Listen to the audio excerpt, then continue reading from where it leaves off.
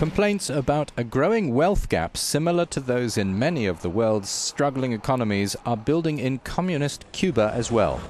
This is in spite of reforms by the Raul Castro government, trying to tweak the one-party island's socialist model to raise living standards.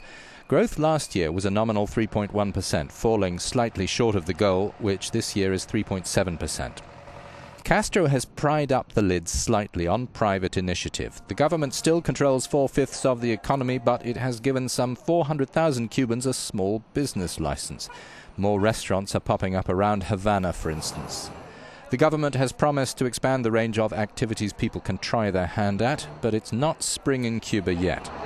It's hoped a new cornucopia measure to allow unused land to be cultivated will bear fruit, since the revolutionary island can't grow enough to feed itself. Cuba still has to import 80% of what it eats, and that consumes 30% of its hard currency, valued at 1.3 billion euros per year.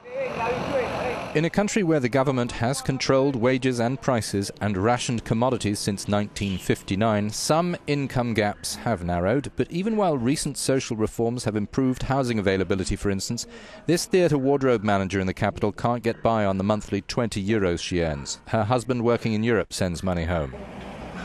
"I can't imagine what life would be like without his help," she says. Cuba did distribute wealth more evenly, though old money and people in politics and the army enjoyed more of it, but there's a fear that the egalitarian ideal is dying. A growing income differential is a concern for everybody. It's a concern for the majority of Cubans. It's a concern for the government.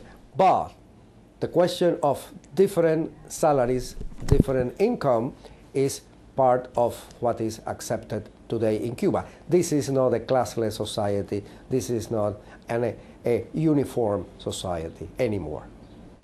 The most daring reform, some say, is liberalizing property. If you owned a place, it used to be illegal to sell it. You could only trade it for another one. Not anymore. But today it's almost impossible to buy unless a Cuban has some kind of income advantage over others.